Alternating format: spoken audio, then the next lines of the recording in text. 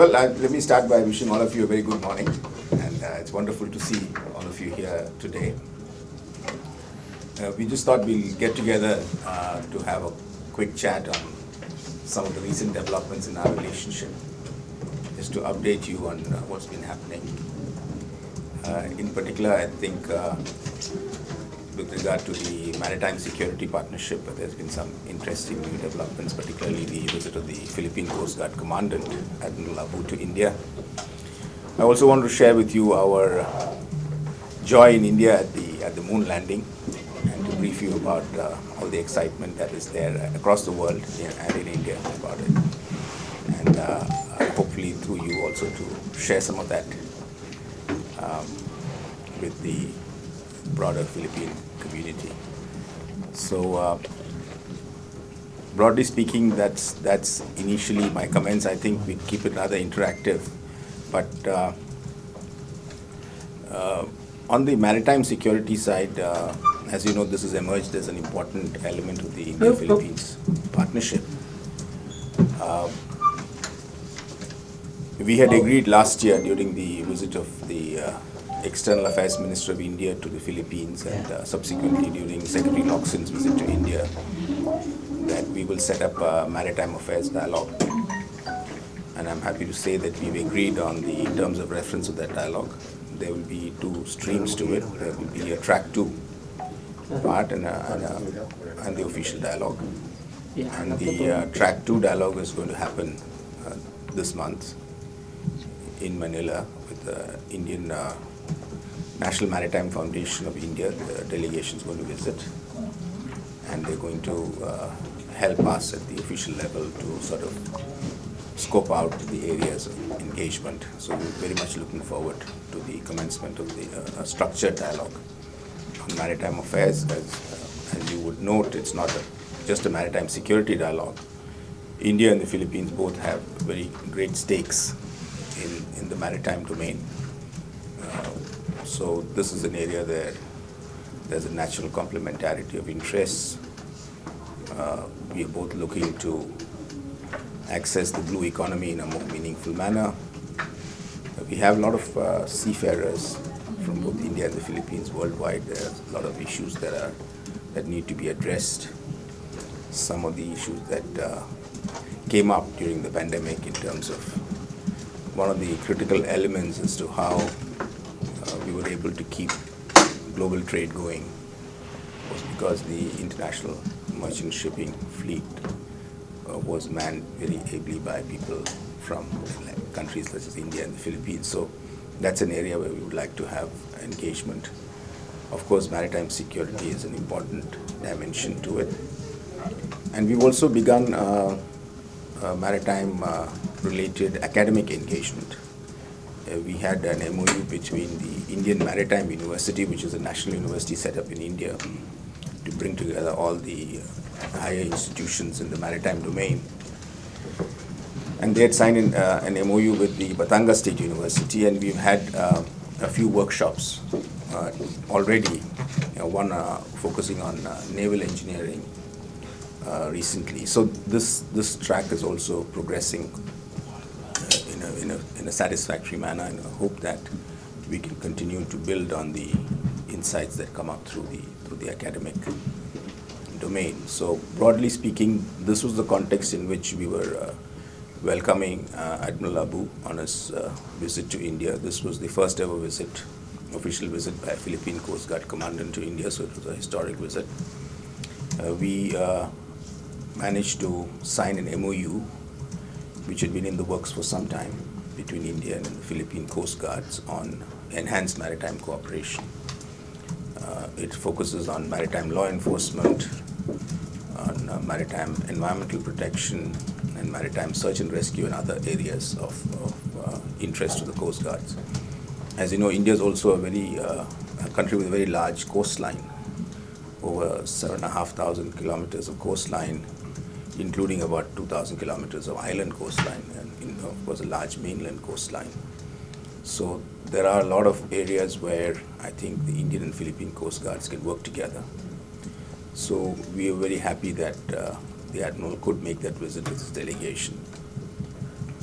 We've had in the past Indian Coast Guard ships coming to the Philippines. We should have more ships coming in the future. And last year we also started for the first time training in India for Philippine Coast Guard personnel.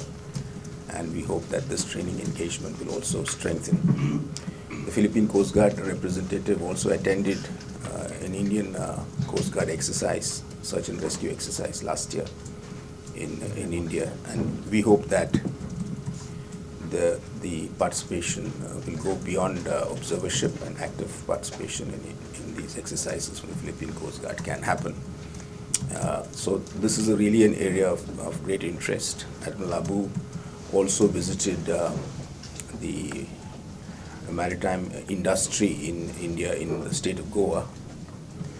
He visited the Goa shipyard, which is one of our largest shipyards. And he was taken on a tour of one of our Coast Guard offshore patrol vessels, which was built in Goa. And we also had him take a demonstration flight on the Indian Advanced Light Helicopter, which is something that we would like to look at broadening the defense industrial engagement also with the Philippines Coast Guard as it looks to augment its capabilities. During Admiral Abu's visit, we also signed a standard operating procedure which has operationalized the MOU that we signed in 2019 on exchange of white shipping information. This is really speaking to the area of maritime domain awareness, because as you're aware, the maritime domain is very large, and there needs to be cooperation between like-minded countries to share real-time information to address threats as they emerge. And this is an area where we've been very active in India in working regionally as well as globally with our partners. And we have set up a very successful information fusion center in Gurugram near Delhi. So what will happen with this new SOP that was signed between the Indian Chief of Navy and Admiral Abu is that it will allow us to have a pathway to transfer information, and therefore help both countries have greater awareness of what is happening in the maritime domain.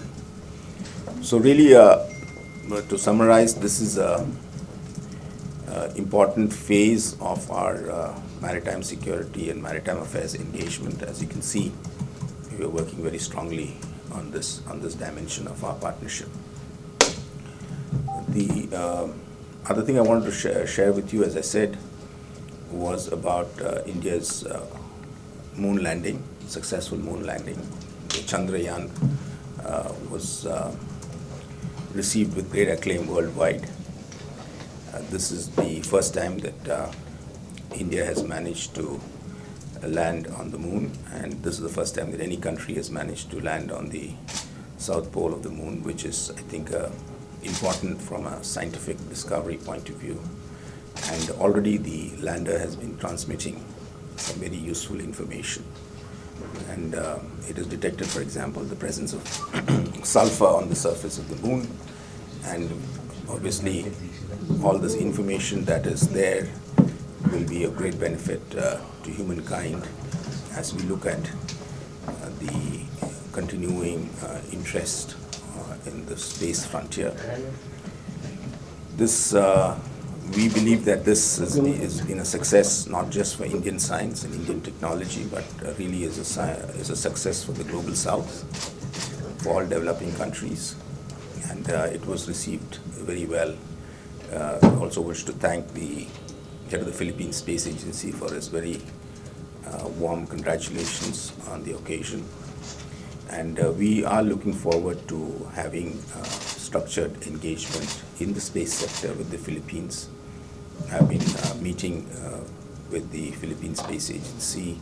We've shared a draft MOU which is being worked upon, and I'm confident that we will have a lot of opportunities to cooperate in terms of processing space data, in terms of supporting the Philippines as it has its own aspirations to launch your satellites, and in general across the space domain. We've already started with some training programs. Some of the PhilSA people had visited India for training on nano satellites, and we'd like to take this engagement forward.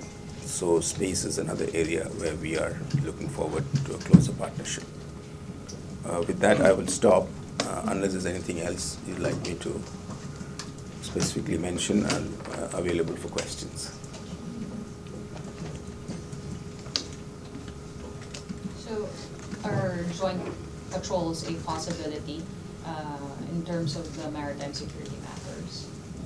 Well, we definitely would like to expand the Navy engagement.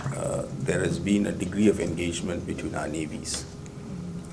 The Philippines Navy was able to participate with its vessel in the first India-ASEAN maritime exercise, which was held earlier this year, I think in May. And we do have Indian Navy ships that come in. Last year, when our ship had come in, we'd done a passage exercise in the West Philippine Sea. So I do see the possibility of greater engagement in the naval domain as well. As to what form it will take will have to depend on the evolution of the situation. I mean, I'm not ruling anything out at the moment, but there's no active proposal to look at joint patrols as we speak. May you just briefly shift to another topic, Sure. also related to India, of course, territory. We'd just like to ask about India's comment on the 2023 version of the China map. What is India's official stance or viewpoint regarding this updated map released by China? Well, we put out a statement on it, and obviously we reject this effort. But looking at the sentiment in the Philippines, I think we would be.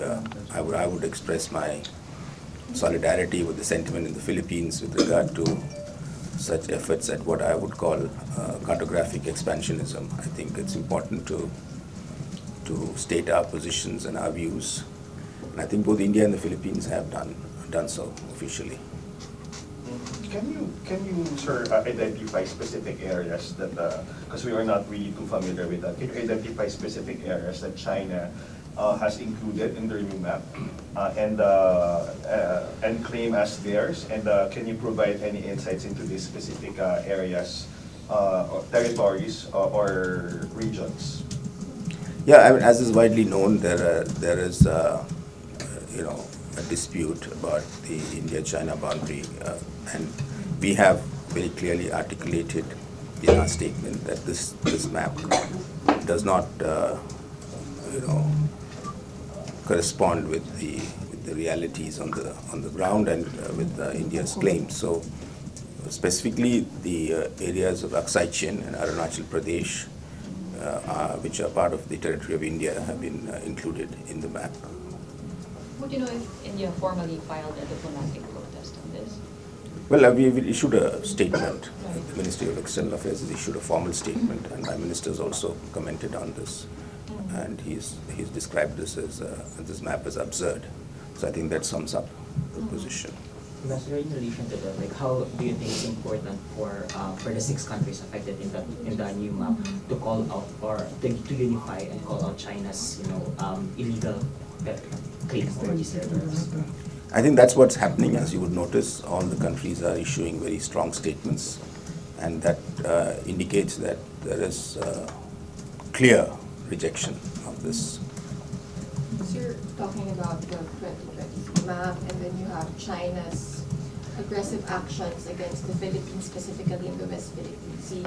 How is China's actions affecting how India interacts with the Indo-Pacific? Or is it affecting? Well, definitely we do subscribe to the view that there has to be an adherence to a rules-based order, that there cannot be coercion, that any disputes that exist should be solved peacefully through means of dialogue. And anything that deviates from this, I think, unites all of us, especially like-minded countries, democracies such as India and the Philippines and our partners. And I think we have also recently made very clear that we do hope that the 2016 arbitral award and under the UN Convention on the Law of the Sea, that it is adhered to. So our position on this is very clear, and it is in solidarity and in sync with the approach of the Philippines. Sir, President Marcos has mentioned that because of the tensions, the geopolitics in the region, the Philippines is looking towards perhaps non-traditional partners, especially in the field of security and defense. Would India have the same position at this point? Yes, well, we definitely are looking to build our defense and security partnership with the Philippines. I wouldn't attribute that as primarily driven by any one factor. I think it's very logical that large countries, fellow democracies in the Indo-Pacific, such as India and the Philippines, will build a defense partnership because we do believe that strengthening our national security capabilities will bring greater stability and obviously through stability, progress and prosperity in the region. So without attributing it to any one motivation, we obviously would like the region to have a evolution that is rules-based, that does not sidestep the interests of smaller states, and that coercion and shall we say, resort to aggressive maneuvers are avoided, because we all have a common stake in this region, and we should conduct ourselves. The behavior of large states in particular is very, very crucial in ensuring that this region remains stable as we go ahead. Will this be a first, if ever, for India and the Philippines to have like a defense partnership? It is a new area, relatively new area of engagement. We have had a degree of training engagement in the past, which is continuing. But in terms of the broader engagement, we have, of course, the defense equipment related engagement last year, the signing of the shore-based anti-ship missile project. We have, as I was mentioning, more active interactions between our armed forces. We have two defense-related mechanisms, the Joint Defense Cooperation Committee and the Joint Defense Industry and Logistics Committee, which have been meeting regularly. There are staff talks between our militaries. There's a rich agenda of engagement. I was honored to meet the new Defense Secretary a few days ago, and we had a very substantive discussion with regard to the broad agenda of defense cooperation and security partnership. So is this a priority matter? How important is it for us to do it as soon as possible time? It is an area that is of great interest to both countries, and we are progressing it as a priority.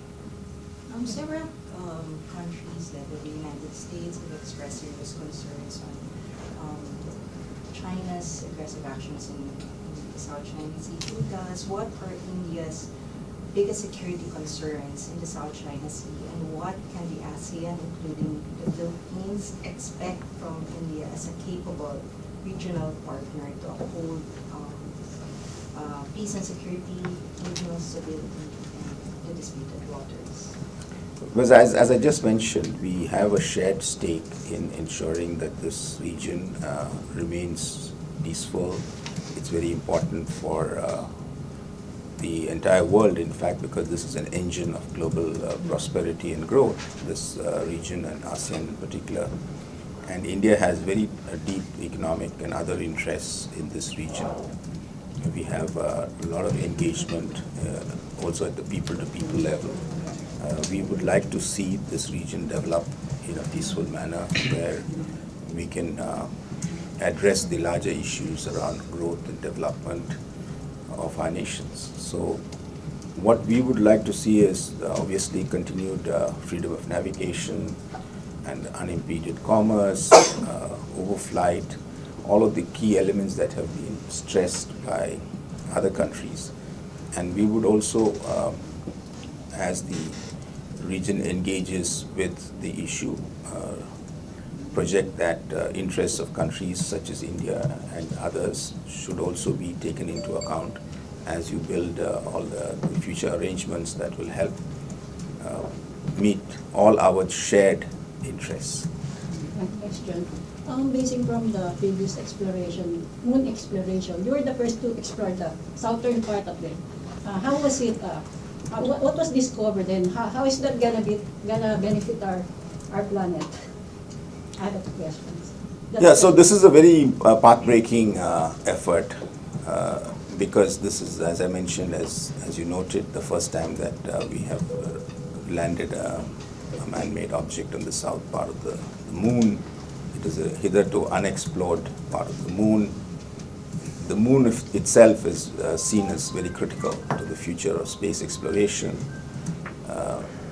While not being very, very well versed with the science of it, and broadly speaking, it is understood that since the gravitational force of the moon is less, that could be an area for staging longer space flights from the moon in future. So this is really to understand what is the moon all about, to understand a hitherto unexplored part of the moon. Of course, it's not been explored enough, the moon, and this is India's effort to contribute to that global endeavor, but also in terms of the broader objectives of space exploration in the future. I think it will have a very, very positive effect. Can you also, sorry, my second question is, can you also comment on BRICS? There's an ongoing BRICS right now. The group of BRICS. Yeah. Brazil, India. So there was a BRICS summit in Johannesburg. The Prime Minister attended it, and it came up with some important decisions, in particular the expansion of BRICS to include a few additional members. Ambassador, is there any chance that India will be collaborating with other countries, especially in the exploration of a new endeavor of space, the moon landing, the moon exploration that you're having right now? Yeah, we really are very actively engaged globally on the issue of space. During Prime Minister's visit to the United States, we also signed the Artemis Accords, and we are looking at a mission with the United States. We're also looking at a manned mission to the moon, which details will be announced shortly. We're also, in fact, tomorrow launching our solar mission called Aditya L1. And in all of this, we have been engaging very actively with our partners. We have built a network of international cooperation. But also, what has happened very exciting in the Indian space industry is that there's been a growing participation of the Indian private sector. And in fact, in the moon mission, one of the critical elements, if you see, we can share some of the data, a lot of the components in the mission were built by Indian private companies. So this is really a larger industrial effort, and that's very encouraging for the future. And these industries also have partnerships with international companies. So it's really been a collaborative effort from that perspective, led by India, but with the partnership with other. Yes. Thank you, sir. Because you mentioned about blue economy, like in terms of that, what should we expect in cooperation between India and the Philippines? So the blue economy really, I don't know whether any of you managed to see, I'd written an article in the Philstar about a few months ago called An Ocean of Opportunity. It really is a very strong domain that is emerging. We have, of course, the issue of resources, which is something that we need to work on actively. The Philippines is already, for instance, exploiting some of those resources, and we are importing quite a bit of Karajinan from the Philippines in India. And we did talk about other areas such as preserving the environment, which has become very, very critical. We're talking about fisheries management, and especially illegal, unregulated, and unlawful fishing, which is something that we need to be very cautious about. We're talking about science and technology and maintaining the maritime environment, which has become very, very critical in the context of global climate. So this is really a domain where more resources need to be put in. Somewhat similar to, I would say, the space domain, where science and technology and research all have to interact in terms of powerfully being able to leverage the opportunities and address the issues that are there. Can you expound more on our trade relations ambassador? What kind of industries are we interested in putting up in the Philippines if this is, a good opportunity for employment? Well, our economic relationship is the engine of our partnership. It has been for a while, and looking ahead, I'm very optimistic because both our countries, our economies are growing quite rapidly. And as I always say, the demography and the democracy and the demand element of our partnership, which Prime Minister Modi talks about, the 3Ds of demography, democracy, and demand, I think that is reflected in the Philippines as well, because you're also a young country, consumer-driven country, and also a country which is an active democracy. So this is very, very helpful, and therefore there's a natural fit. We have strong engagement in the IT BPO space. Indian companies are currently very active in this domain, employing nearly 200,000 Filipinos workers in their operations here. We have strong engagement in terms of pharmaceuticals, where I do believe that India contributes very effectively to the health security of the Philippines. We are also looking at new domains such as agriculture, where we do believe that India's successes in agriculture may have some best practices would be of relevance to the Philippines. We have also been exploring new areas where I think the commonality of interests exist. For example, automobiles, electric vehicles is a good area where we could cooperate. In India, electric vehicles have taken off in a meaningful manner. And to bring all of these together, we've agreed in principle to start talks on a preferential trade agreement. We need to work out the details in terms of how we will progress that conversation, because that is really something that will help to boost our partnership. In terms of investment, there's been a degree of Indian investment in the Philippines. I think this investment will continue. There have been investments in the financial sector space. The fintech is an area where there is a great degree of recent growth in India, and we did sign an MOU to set up a joint working group I think it was in June this year, and we are hoping to set up that joint working group meeting very shortly, which will try to marry the progress that's been made in India with the progress that is being made in the Philippines in terms of the financial sector.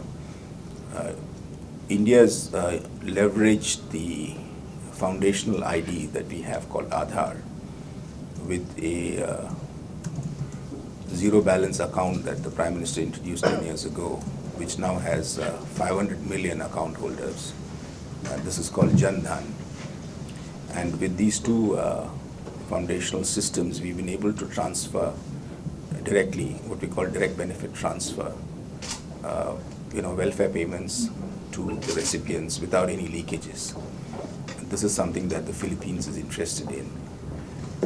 Some of you may be aware that an Indian company has been working actively on your national ID project on the software side as a systems integrator.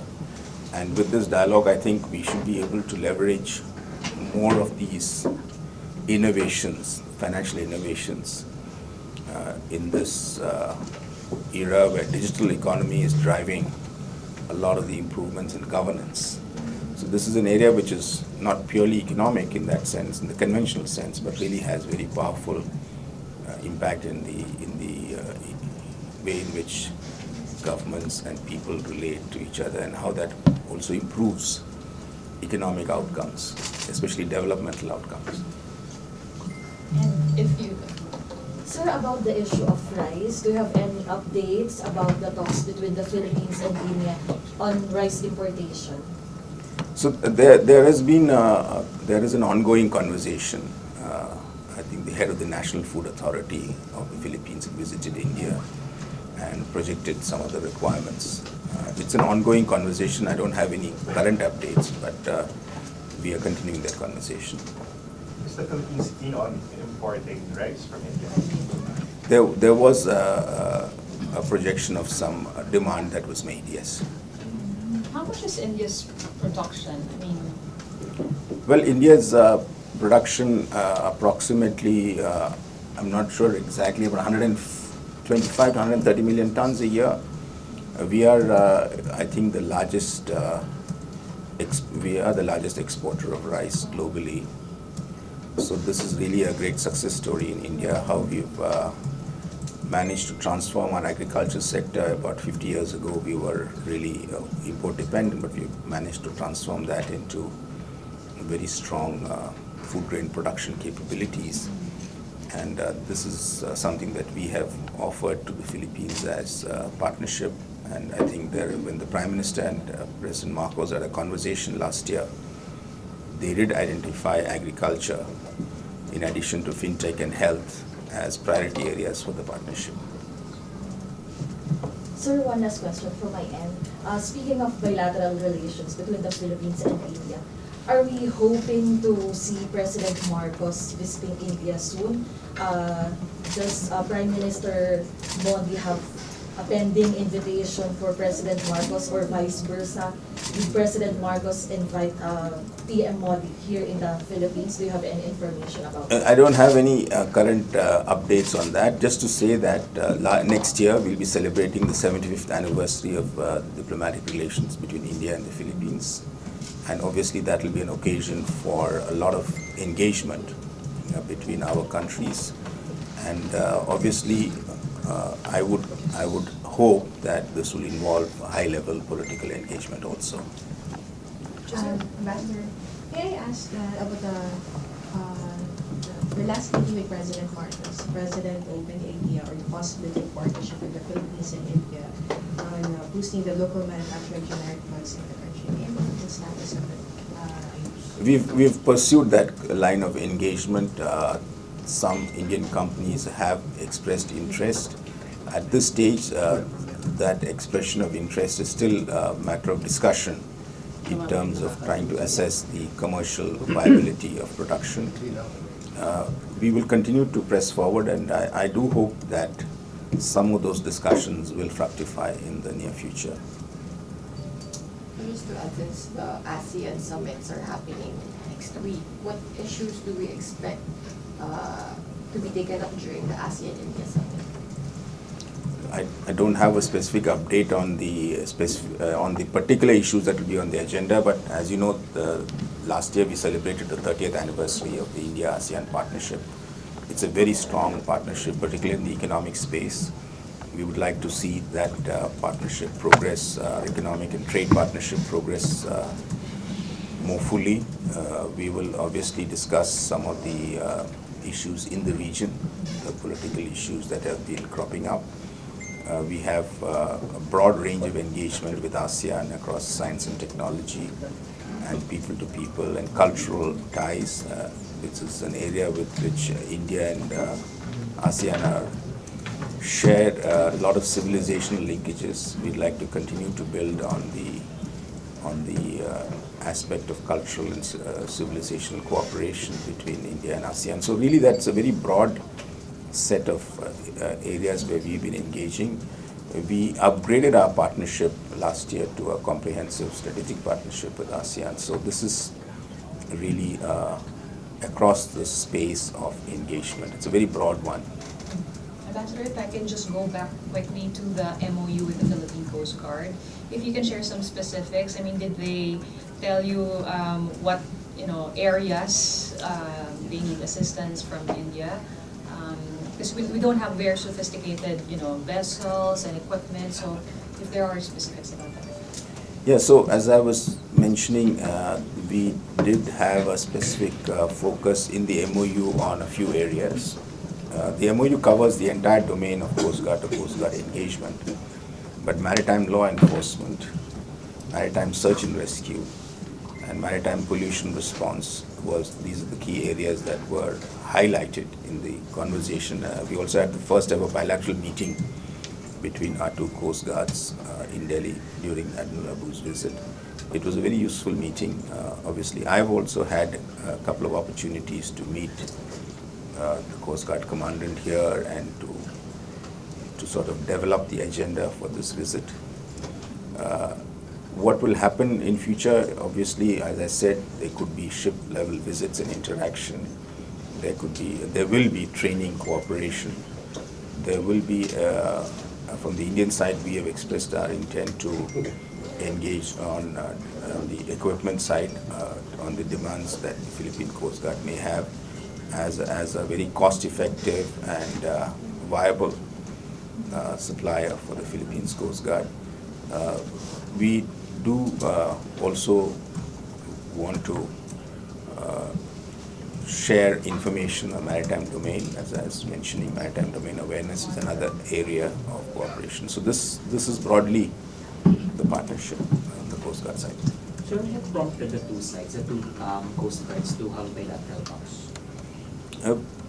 I think it's a natural growth of our maritime security, the broader security partnership, and being maritime nations, both India and the Philippines, maritime security naturally suggests itself. And obviously, this is an area of great priority for the Philippines. And India has some capabilities, as I said. We also have a very large coastline. And we have also been, at the same time, developing our own Coast Guard. So I think it is a very natural fit for both countries to work on this issue. Initiated the talks. When was this again? So we have been having this discussion about Coast Guard cooperation for some time. In fact, this MOU that we got to sign recently has been in the works for several years. So it's not just because of recent developments in the West Philippine Sea, or I think recent developments have helped to focus more attention on the issue, but definitely it's not something that, as I said, I would hesitate to describe our relationship as purely responding or reacting to some developments that have been happening. We see each other's partnership as responding to the broader national security and developmental requirements of each other. We are both large developing countries. We share some challenges, but we also have a lot of opportunities to work together. So the maritime security partnership is definitely an element in that broader context. Last July, when we commemorated the 7th anniversary of the tribunal ruling Philippines case against China, you mentioned a similar case between India and Bangladesh on the maritime delimitation of boundaries. And you said that India respected the ruling. So how important is it for China to do the same? Yeah, I did mention that as an example of how you have to adhere to international law, whether it goes in your favor or not. In the case of the award between India and Bangladesh, it was favorable to Bangladesh, but that did not mean that India would walk away from it. And I think the implications for the other country in that comment are very evident. Will India raise the issue of the 2023 map version of China at the G20 summit when Indian officials and Indian and Chinese officials meet? Well, as I said, we have rejected the map, so I don't think there's any point in discussing it. This is a unilateral action by the Chinese side. What we are discussing is a different matter with regard to some of the recent developments in the boundary, which have been in violation of undertakings and agreements and established practice. So we would really be focusing on that at this stage.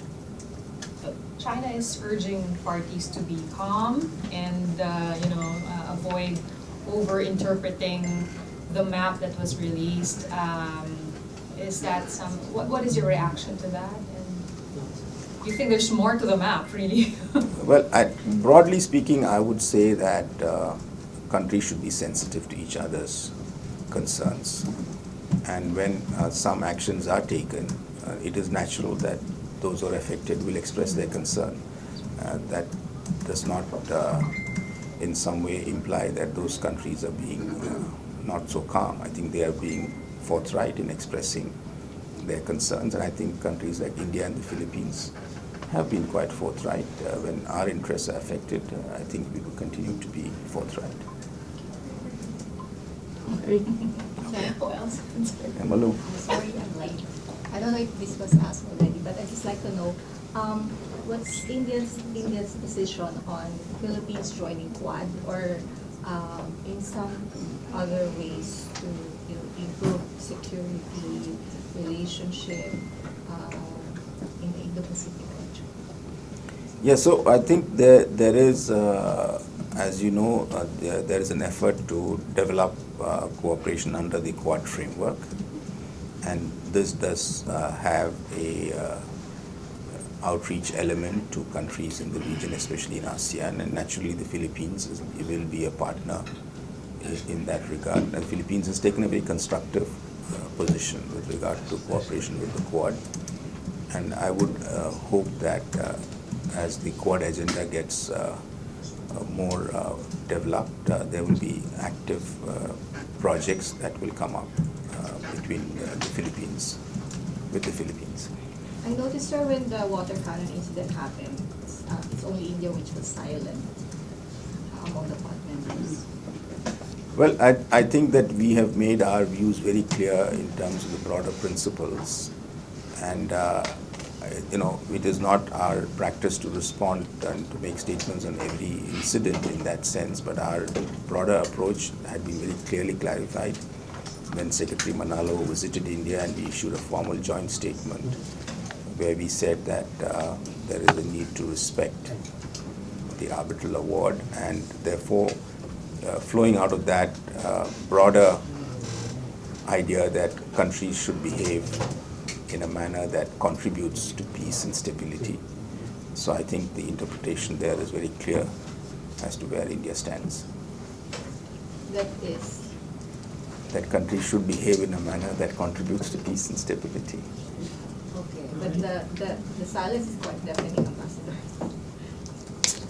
And there's no silence, it's very clear. As I said, our position is very clear that we should not take actions that are coercive. Our views have been stated very, very clearly. There is no silence, it's very, very clear. Sir, what about the BRAMOS? When's the BRAMOS going? We're working, what I understand is that the conversation is continuing as per schedule, and we do hope that the deliveries will be as per schedule. What's the schedule, sir? The schedule is tentatively for the end of this year is what I'm led to understand.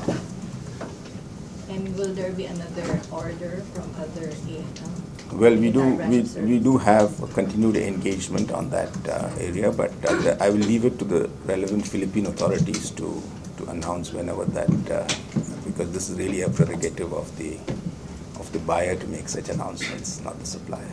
So by the end of the year, we expect to have the BRAMOS missile? Well, the deliveries will commence, as I said. You also have Filipino workers in India, sir. We do have a few, but not a lot. Not a lot. But would you be needing more? Or? I am not sure how this would work, but there are definitely areas where the Filipino workforce has talents which could, as India's economy grows, as you know, we are now the 5th largest economy. We'd be in this decade the 3rd largest economy. We do have a large workforce, a young workforce of our own, but I'm sure that there'll be areas where the other day I noticed that we had one of our airlines had hired some pilots from the Philippines.